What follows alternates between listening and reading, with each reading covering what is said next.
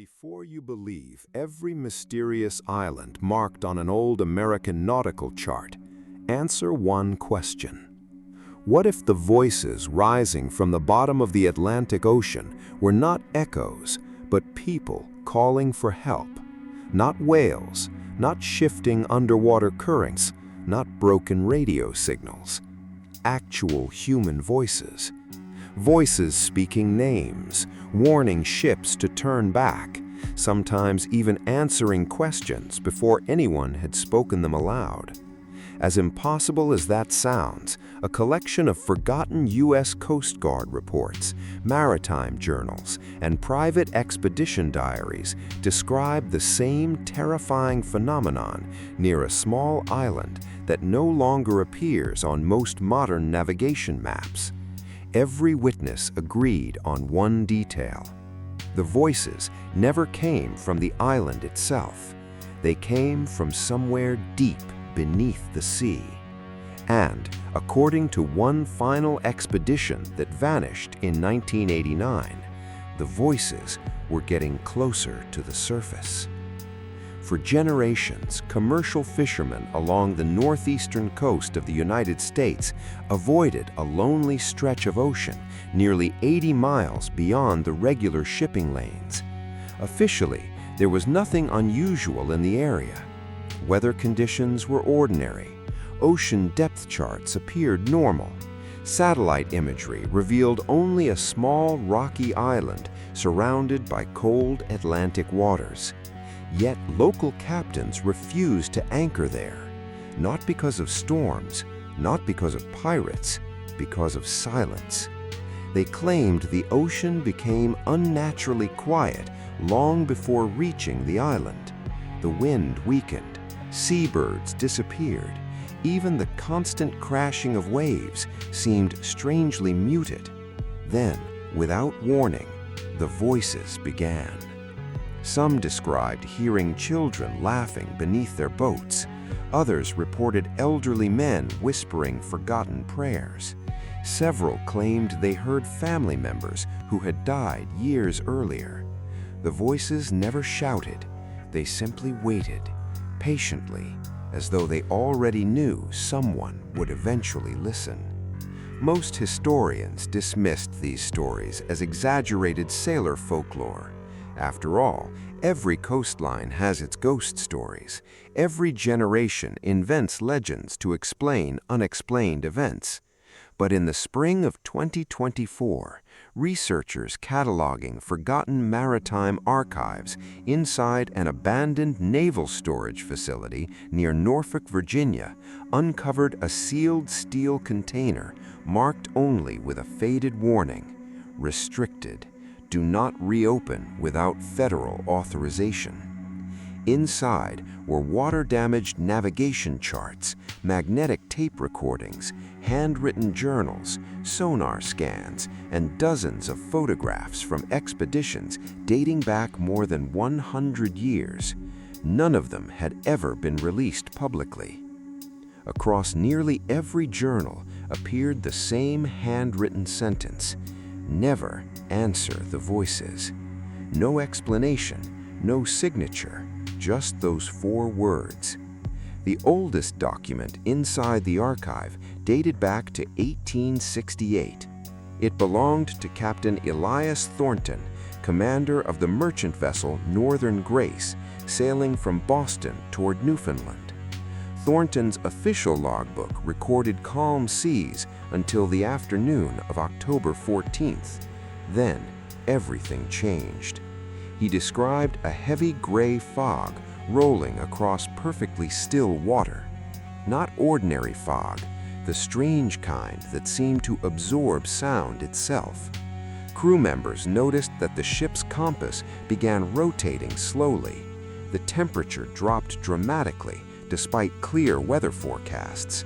Moments later, a sailor standing near the bow suddenly smiled. He quietly whispered, "My mother is calling me."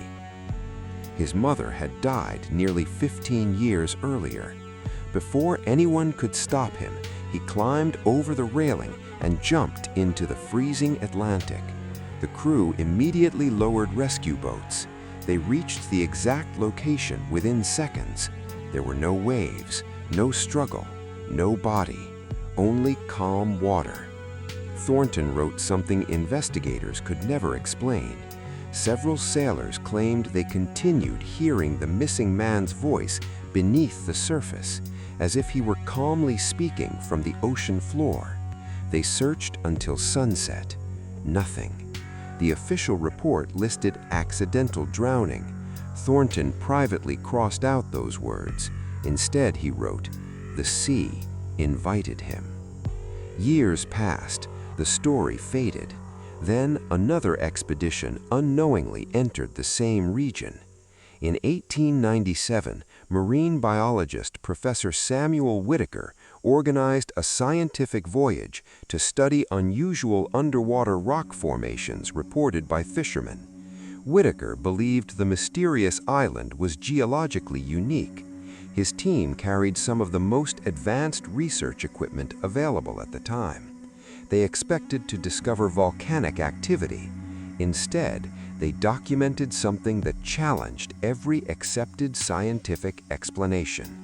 At exactly 2:17 in the afternoon, while lowering a primitive underwater listening device, the crew heard rhythmic sounds unlike anything previously recorded. Not whale songs, not mechanical vibrations, not shifting tectonic plates. Human voices. At first, they sounded distant, then clearer. One researcher carefully wrote down every word. The recording purportedly repeated the same sentence again and again. "Do not leave us here." The language was English, but experts examining the transcript decades later noticed something deeply unsettling. The pronunciation matched no known American regional accent, nor British, nor Canadian. The words sounded familiar, yet somehow impossible to identify. Whitaker assumed another ship nearby was transmitting through unusual atmospheric conditions. He ordered signal flags raised. Nothing. He fired emergency flares. Nothing. The surrounding ocean remained completely empty. Still, the voices continued. One crew member later confessed that he recognized one of them. It belonged to his younger brother, who had died from pneumonia as a child. The terrified sailor begged the captain to sail away immediately. Whitaker refused. Scientists do not abandon discoveries, especially discoveries capable of rewriting marine science forever. That decision would haunt maritime history. The following morning, divers entered the water. Visibility extended nearly 100 feet. The seabed should have been clearly visible. Instead, below 30 feet, everything vanished into darkness. Not cloudy water, not sediment, just darkness, as though the sunlight itself refused to continue downward. The divers descended anyway. Their lifelines remained secure. Air supplies functioned perfectly. Then the communication rope signaled distress. Crew members immediately began pulling the divers back. One diver returned unconscious. Another returned screaming. The third never came back. His safety line remained attached. His oxygen tank remained connected, yet the line suddenly became weightless. When finally recovered, only the empty diving helmet remained. No damage, no blood, no broken straps, just an empty helmet filled with seawater. Whitaker canceled the expedition. His final report never mentioned monsters, never claimed supernatural forces. Instead, he wrote one sentence that puzzled investigators for generations. "There is something beneath that island which understands curiosity." For decades afterward, almost nobody dared return. The island remained little more than an obscure footnote buried inside forgotten maritime archives, until World War II changed everything. The Atlantic suddenly became one of the most heavily monitored oceans on Earth. Military sonar technology advanced faster than ever before, and, without realizing it, the United States Navy accidentally rediscovered the island. During the winter of 1943, the Atlantic Ocean had become one of the most heavily patrolled bodies of water on Earth. German U-boats hunted Allied convoys, American destroyers scanned the sea day and night, and new sonar technology was being tested under real combat conditions. One classified operation brought the destroyer USS Hawthorne into the same isolated stretch of ocean that Captain Elias Thornton and Professor Samuel Whitaker had encountered decades earlier. The crew had no interest in mysterious islands. Their mission was simple: search for enemy submarines. At 3:42 in the morning, the sonar operator detected what appeared to be a massive object resting nearly 1,400 feet beneath the surface. At first, officers believed it was a submarine hiding against the ocean floor. The destroyer immediately changed course. Weapons were prepared, depth charges were armed. Then, the sonar signal changed. The object wasn't moving. Instead, it was growing. Not physically, its sonar reflection became stronger every minute, as though something beneath the seabed had suddenly awakened. The operator adjusted the equipment several times. Each reading produced the same impossible result. The signal wasn't metallic, it wasn't rock. It behaved unlike anything sonar operators had ever recorded. Then, something even stranger happened. Voices began coming through the headphones. Not static, not interference, perfectly clear human voices. One sailor immediately removed his headset, believing another operator was playing a cruel joke. But everyone who wore the headphones heard exactly the same thing. A calm voice slowly whispered, "We've been waiting." No radio frequency had been transmitted. No nearby ship reported broadcasting, yet the voices continued for nearly 7 minutes before disappearing as suddenly as they had begun. The Navy classified the incident. Officially, the sonar malfunctioned. Unofficially, several sailors requested transfers before the ship reached port. One of them later wrote in a private diary, "The voice didn't sound like it was speaking through the headphones. It sounded like it was speaking inside my head." That diary remained hidden until his family donated it to a maritime museum nearly 60 years later. Following the war, ocean exploration entered a new era. Technology improved dramatically. Scientists believed modern equipment could finally explain old legends that earlier generations had misunderstood. In 1968, the privately funded Atlantic Deep Research Project assembled a multidisciplinary expedition: marine biologists, oceanographers, geologists, acoustic engineers, even psychologists. Their objective wasn't to prove ghost stories, it was to explain why strange underwater sounds had been reported around the island for more than 100 years. The expedition anchored 2 miles offshore. For the first 12 hours, everything appeared completely normal. Water samples showed nothing unusual. Marine life seemed healthy. Weather remained calm. Several researchers quietly joked that generations of sailors had frightened themselves with superstition. Then, sunset arrived. At exactly 6:41 p.m., every electronic clock aboard the research vessel froze. Not slowed, stopped. Mechanical watches continued running normally. Only electrical timekeeping devices failed. Minutes later, the ship's radio emitted a loud burst of static. Then, a woman's voice calmly spoke through every speaker on board. She didn't identify herself. She didn't ask for help. She simply said, "Please don't wake them." The transmission lasted less than 5 seconds. Every recorder captured it, yet later laboratory analysis revealed something impossible. There was no incoming radio signal. Nothing had actually been transmitted. The voice existed only on the recordings. Scientists argued for weeks about how that could happen. No explanation satisfied everyone. The following morning, researchers deployed one of the earliest remotely operated underwater cameras. The bulky steel machine slowly descended into the darkness. At 50 feet, visibility remained excellent. At 100 feet, the water became strangely warm. By nearly 400 feet, fish had completely disappeared. No sharks, no jellyfish, no plankton, nothing. The ocean looked empty. At nearly 400 feet, the camera lights illuminated something unexpected. Stone. Perfectly cut stone. Not random rock formations, gigantic rectangular blocks arranged in straight lines.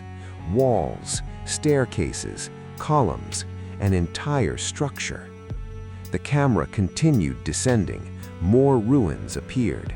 Massive arches covered with centuries of coral. Broken pillars disappearing into blackness. Circular courtyards, long corridors. The scientists couldn't believe what they were seeing. If genuine, the ruins would predate every known civilization in North America. Some researchers immediately suggested an ancient settlement flooded thousands of years ago during rising sea levels after the last ice age. Others disagreed. The architecture resembled nothing found anywhere on Earth. No Roman influence, no Greek symmetry, no indigenous American construction. Every doorway was unusually tall. Every staircase had shallow, oversized steps, as though built for beings much larger than ordinary humans. Before anyone could continue studying the ruins, the video feed suddenly distorted. A deep humming sound filled the control room. The camera lights flickered. Then, the camera rotated by itself. No operator had touched the controls. Slowly, it pointed toward a dark opening beneath the largest stone structure.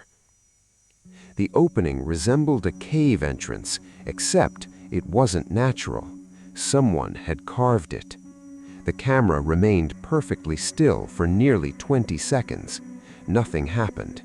Then, 2 small lights appeared deep inside the darkness. Researchers initially assumed they were reflections, but reflections don't move independently. The lights drifted forward, closer, closer. Then, everyone realized the horrifying truth. They weren't lights, they were eyes. Large, perfectly symmetrical, unblinking, watching the camera. The feed instantly went black. When engineers recovered the machine 2 hours later, every electronic circuit had been permanently destroyed. The steel frame showed no physical damage. Only one thing remained intact: the audio recorder. When technicians enhanced the recording months later, they discovered faint whispers underneath the electrical noise. More than 30 different voices speaking simultaneously. No one could understand every word, but one sentence appeared over and over: "The door must remain closed." Public interest in the island slowly grew during the late 1970s.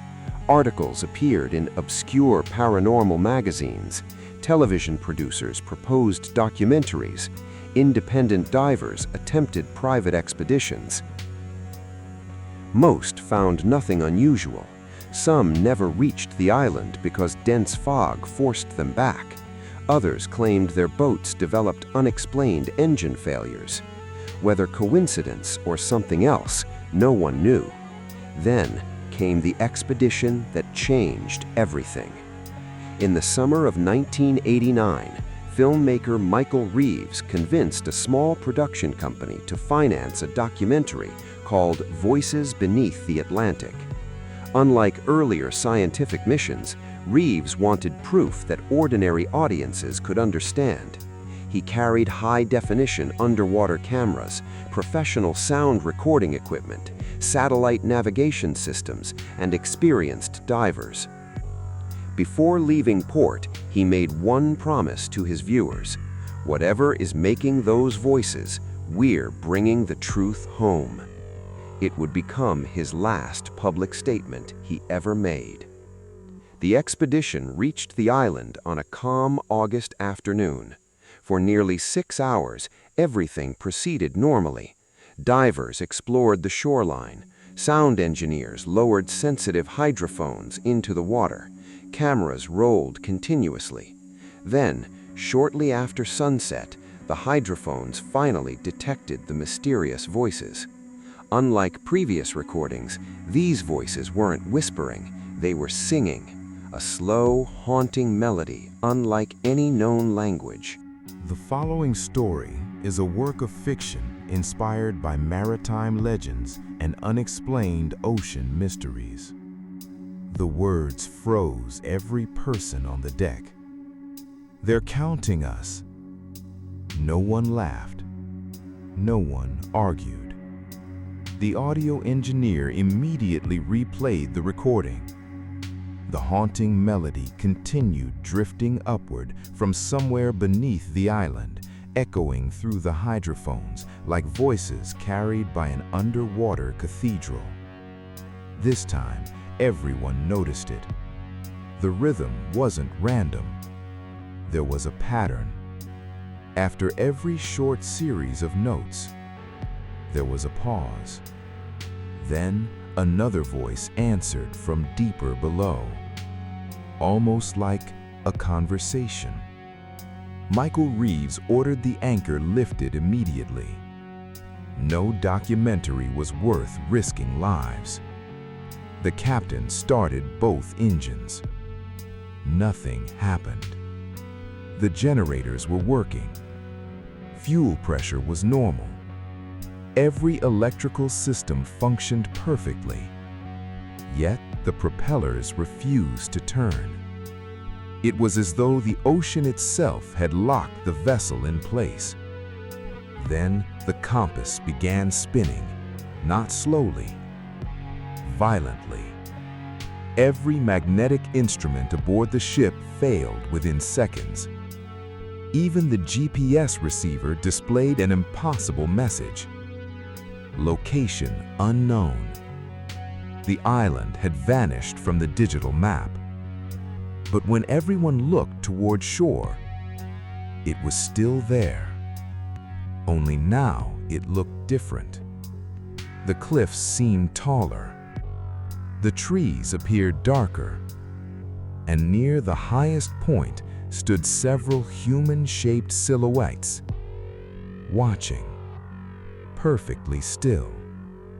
No one remembered seeing them before sunset. One cameraman zoomed in. The figures remained motionless. Their outlines looked almost human until the camera focused. There were no faces, only smooth shadows where faces should have been. The camera suddenly shut itself off. Determined to leave before dawn, Reeves decided to retrieve the underwater recording equipment. A remotely operated vehicle, far more advanced than the one used in 1968, was lowered into the Atlantic. Its floodlights pierced the darkness. The descent was smooth. 100 feet, 300 feet, 600 feet. Then the ruins appeared again. But this time, the camera captured far more than broken stone. Entire streets stretched across the seabed. Gigantic staircases disappeared into darkness. Towering pillars stood untouched despite centuries beneath the ocean. Ancient carvings covered nearly every surface. The symbols resembled no alphabet known to archaeology. Yet they repeated in careful patterns, suggesting they carried meaning. The vehicle continued forward. Then, the mysterious singing stopped. Complete silence filled the control room. The operator whispered. Something changed. A few seconds later, the sonar displayed dozens of moving shapes. Not fish, not whales. The shapes were rising, slowly, from inside the ruins. No one spoke. The camera turned toward the largest structure. The massive stone doorway that earlier expeditions had recorded was no longer closed. It stood open. Beyond it stretched a corridor descending even deeper beneath the ocean floor. The lights illuminated smooth walls covered with thousands of carved handprints. Large handprints, small handprints. Some appeared ancient. Others looked fresh. Then the camera microphone captured a single voice. Unlike every previous recording, this voice spoke perfect English. Calm, gentle, almost welcoming. It said, "You've listened long enough. Now come closer." At that exact moment, every monitor aboard the ship went black. When the screens returned a few seconds later, the underwater vehicle had moved. No thrusters were active. No commands had been given. Yet it now rested nearly 50 yards inside the enormous doorway. The operator insisted he had lost all control. The machine continued moving deeper. Not quickly, almost as if someone were guiding it. The corridor finally opened into an immense underground chamber. Even through the camera lens, everyone aboard the ship fell silent. It looked less like a cave and more like a forgotten city. Towering stone structures surrounded a circular plaza. Thousands of weathered statues faced the center. Every statue covered its ears, as though refusing to hear something. In the middle of the plaza stood a single black pillar, perfectly smooth, without cracks, without coral, without signs of age. It looked impossible. Then strange vibrations shook the camera. Dust drifted upward. The ocean floor trembled. One by one, the statues lowered their hands. The recording ended instantly. Panic spread across the ship. Crew members demanded they abandon everything and escape. For the first time in his career, Michael Reeves agreed. The anchor cable was cut. Emergency engines engaged. This time, the propellers turned. The vessel slowly pulled away from the island. As the shoreline disappeared behind morning fog, every electrical system suddenly returned to normal. GPS recovered. Compasses stabilized. Radios worked. It was over. Or so they believed. When the crew reached the mainland 2 days later, they immediately reviewed every recording. The underwater footage remained intact. The haunting voices were still present. The images of the underwater city were perfectly clear. But something unexpected appeared in the final frame. Standing beside the black pillar were 9 people. The expedition had consisted of only 8 crew members. No one recognized the 9th figure. The person stood with their back to the camera. One crew member counted again. 9. Another counted. 9. Then someone quietly asked, "Who took this picture?" No camera had ever faced back toward the expedition. The image should have been impossible. The documentary was never released.